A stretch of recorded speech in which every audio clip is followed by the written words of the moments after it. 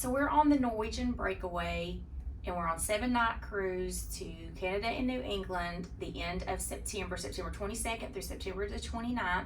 What I thought I'd do for you for this video is just show you all the ports that we'll be stopping at and also tell you what we did at the ports. So I hope you enjoy this video on a 1 week cruise to Canada and New England on the Norwegian Breakaway. Norwegian actually leaves out of the Manhattan terminal, which is at Pier 88, and it is right next to the Intrepid Museum. So if you are early and you want to drop off your bags and check out the museum, it's literally right next to where Norwegian leaves, and it's a great way to spend an hour or so. There's also the Concorde there, but you do have to get tickets in advance for that, and you can actually go in and see how it looks and learn a little bit about the Concorde there. Those tickets are $11 just to be able to see and go inside the Concorde. And as you are leaving, you get an amazing view of the Statue of Liberty on your way out to start your cruise. So Newport, Rhode Island was our first port, and it is a tender port, so make sure you allow yourself enough time to get back on the ship because there were long lines trying to return to the ship. I think we stood in line for about an hour to an hour and a half. And there are restrooms there right when you get off if you need them. What we decided to do was take the free trolley up to the breakers. So what you're going to want to do to get to that free trolley is when you get off the tender port, you're going to want to walk toward the America's Cup Road and turn left, and you see that pointed building, that's an aquarium, and right past that is where you're going to see the trolley stop. It has the green coverings on there. They are free between May and October 31st, and you're going to want to get number 67. That's the Bellevue trolley. It will take you to the International Tennis Hall of Fame, to the Elms and the Breakers, and the Breakers is where we were going, so it will drop you off right in front of that, and it will also take you to the Cliff Walk as well. There's the bus stop, so it does really bring you to where the entrance is to the Breakers, and we decided to buy our tickets online. They're $29 a piece for adults, no senior discounts, and there are $10 for children ages 6 to 12. I'm assuming that under 6 is free, but we went ahead and got our tickets online so we could just go straight in there. The audio tour is on the app. They do not provide any headphones there, but it's absolutely amazing to do this tour, and I thought it was very reasonably priced the way that we chose to just buy the tickets online and not do a short excursion. There are ship short excursions that will take you here, but the trolley was free, and if you allow yourself enough time to get back, you're not going to have to worry about missing your ship. It is pretty timed, and you can go to their website, which I'll put down in the description box if you would like to know more information about the trolley, and you can get their map, and it will show you where their stops are and about how often they do return. We chose the Breakers over the Elms just because we had been here before and we just loved how beautiful everything was. Plus, this is the Vanderbilt's home, actually one of their summer homes, and we've been to the Biltmore, which is another one of their beautiful homes as well. This is directly on the Cliff Walk. So after we toured the mansion, which also has some elevators for anybody who would need access to those, there are a couple of elevators throughout the property. When we finished touring the Breakers mansion, we decided we wanted to walk the Cliff Walk. So you can go out of the entrance, turn towards your left, and then walk down to where the gates end around the property, and then walk toward the water, and you can enter the Cliff Walk at that point. And we decided to walk north because if you walked south, people were getting sprayed along the Cliff Walk. So it's a really beautiful walk just to walk a little bit on the Cliff Walk. We came back out at Shepherd Avenue, which if you go to the end of that, then you can also get picked up with that same trolley that dropped you off. And then when we returned, we did go to that Long Wharf Mall for a little bit of shopping before we decided to get on the tender boat going back. So the tender boat ride is about maybe 15 to 20 minutes to get you back to the ship.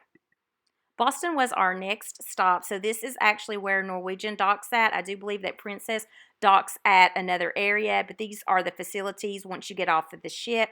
What we decided to do in Boston was rent a car from Avis. It is 0.8 mile walk from where the ship docks at. My husband went and picked the car up and then came and got us. We first stopped at Boston Common and the Public Gardens, which is a great way to enjoy the day. There's lots of things for the kids to do. There's a carousel for a cost. I think you could get 4 rides as well. Then there's also this, which was the frog pond. It is dried up. They've drained all the water at this point. But we were here in Boston a month and a half prior to this sailing, and we actually did the Freedom Trail, walked it, and also went to the public gardens. And at that time, there was water in the frog pond. It was a neat little shallow area for those smaller kids. And then also, they had the swan boats, but they were put up when we came this time, so I guess maybe they put them up on Labor Day. Then the USS Constitution was our next stop, and if you are walking the Freedom Trail, that is one of the stops on the Freedom Trail. This is a little artifact area before you can actually go onto the USS Constitution, and there is security that you do have to go through before you can get on the ship. And once you get on there, it is free to walk about the USS Constitution. There are a lot of steps and ladders, so if you have mobility issues, you may only be able to go onto the deck and not actually down below. But if you do go down below, there are lots of areas where you can see where the captain lives and all of the officers and everybody. They had little hammock areas where most of the people had to sleep, and it had their little galley and everything. So it was really interesting to go down there. I think there were 2 lower levels, and then you have a great view of the Boston skyline from there. Then once we left the USS Constitution, we did just drive by Bunker Hill. It was actually closed. You could not walk to the top of it. I think they're closed on Sundays and Mondays, or maybe Mondays and Tuesdays, but whatever day we were there, they were closed, so we couldn't walk up to the top. Then we ventured over to Cheers to see where the show Cheers had been filmed. And then our next stop was over to Fort Independence. And Fort Independence has this really nice beach that's around there. And there is a little walkway, like a little jetty that you can walk on to go all the way around that beach area. They did have a playground that was here at the fort when we were here in early August, but they have since started doing construction, and that is now gone and torn down. Fort Independence does have some tours. They weren't doing any tours when we were there. We were hoping to see a glimpse of the ship, but we couldn't see it from there. And then we did leave at nighttime from Boston, and I believe the views were just absolutely gorgeous when we left, seeing the Boston skyline at night. So Portland, Maine was our next stop, and this is where you will dock, and you have to go through this little long walkway. Well, what we decided to do here was rent another car because we wanted to go to see some lighthouses and things like that. So for our family of 6, there was 6 of us traveling together. That's just the most budget-friendly way to do these ports. So we did rent from Turo. And the individual that we talked to, they actually dropped the car off right there at a parking area. We're walking to it right now. It's very close to where the ship was. And so we were able to pick up the car there and start the day. Well, the first place that I wanted to make sure that we went was Holy Donuts. We went on the same itinerary 2 years ago, and they sold out of donuts before we could get any. So we wanted to make sure that was the first stop.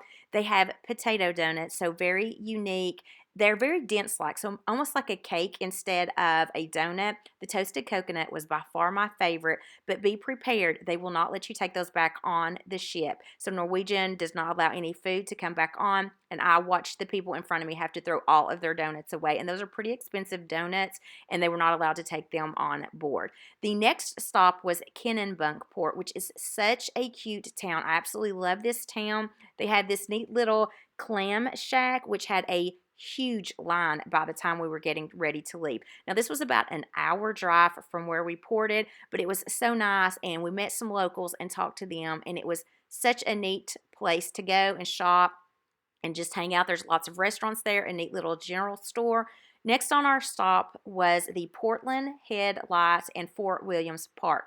Now, we didn't have a lot of time to spend here because of the fact that we had went down to Kennebunkport, and we wanted to make sure we got back to the ship in plenty of time. So this is absolutely beautiful. You can gather some really beautiful pictures from here. There's nature hikes and children's gardens and museums and so many things, but all we wanted to do was really just take a look at the lighthouse. They have these little viewfinders, and the kids, of course, wanted to look through there, and they were able to see a little smaller lighthouse down the ocean. And actually, as we leave, we go by that little lighthouse. But when we were getting back on board, they had these little sailboats, and they were doing a race. So right here you can see they were preparing for a race, and so we were able to see that from the balcony. And then as we got ready to leave, they saw the little lighthouse, as you'll see right there in view. That was actually one that we saw from the viewfinder from the Portland Headlight. And then as you leave out, You actually go right by that Portland Head light in the Fort Williams Park. So that is where we had went earlier, and just beautiful views of it from the ship as well. Now, the only thing that we did have to pay for there was to park. So you do have to pay to park there, and there's just lots to do there. We weren't just not able to take up all of the adventures there because of all the other things that we decided to do. St. John, New Brunswick was the next stop, and when you dock right by the Container Store area, which has some souvenir shopping. To the right, you could walk to catch the hop on, hop off buses. I saw that there were a lot of people doing that there as well. And it's just neat to walk through the little container area. They do have souvenirs there. They were a little pricier than if you go a little bit further. There's some more souvenir shops that are within walking distance. There's a little mall that we also walked to as well. And then up on the hill, you can see the St. John sign, which is really neat if you want to get a picture of that. But we basically just kind of walked around the container shop area. And they also have some beaver tails for sale there if you want to try that out as well. We were wanting to rent a car here and go to like the St. Martin Caves, but we were not able to get a rental car to accommodate all 6 of us. They only had smaller vehicles available, so we just did a little bit of walking around. They have the cutest little streets and the cutest restaurants and shops. There's also a police museum that you can visit as well, but we ended our little walking with this city market, which is a place if you want to check out some local food, that you can do that as well. It did start to rain, so we just went back on the ship and enjoyed it without a lot of people on board. So that was what we did in St. John. We just walked around a little bit. Our last stop was in Halifax, and as you go out, there are places where you will meet your shore excursions, and then over to the left, like when you get back, there are also souvenir shops that you can enjoy as well. So what we did was we rented a car from Turo. They did deliver it straight to the port for us at an additional charge, and we started to Peggy's Cove. We were really trying to beat off the buses to Peggy's Cove, so that it's a really beautiful scenic drive the way that we went. And once you get to Peggy's Cove, it is just a picturesque little town. So this was the town kind of at the bottom before you get to the lighthouse, and I just think it's absolutely beautiful. This is our second time here, and I just love the little villages here. And then you have a restaurant on site as well as some souvenir shops as well. We did not go into the souvenir shops. We did go to some souvenir shops that were on like the waterfront, which I do not have any footage for that, but that was our last stop before we went back to the ship. But this lighthouse is just a really beautiful lighthouse, and it was just so neat to sit here. The weather was not the best. Actually, as soon as we left Peggy's Cove, it did start to rain on us.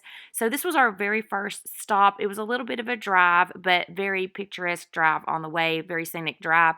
And you just can't beat the views from this lighthouse. So after we left the lighthouse, we did go to the Titanic Cemetery, where a few of the passengers on board the Titanic were buried. My 10-year-old loves Titanic, so that was a trip for him to be able to just kind of reflect and see where some of the passengers from the Titanic did get buried. And then after we left the cemetery, we did go to the waterfront. There's some restaurants and souvenir shops there, but I did not get any footage from it because it was raining at the time. But that was our trip to Halifax. So those were all the ports that we visited while on the 7-night Canada and New England cruise on the Norwegian Breakaway. So I hope that you found some of this information helpful to plan your next trip. Also, I would love to have you consider hitting that subscribe button. I do weekly videos on fashion, beauty, lifestyle, and also travel vlogs when I travel as well. So I hope to see you in my next video. And until then, I hope you have a wonderful day.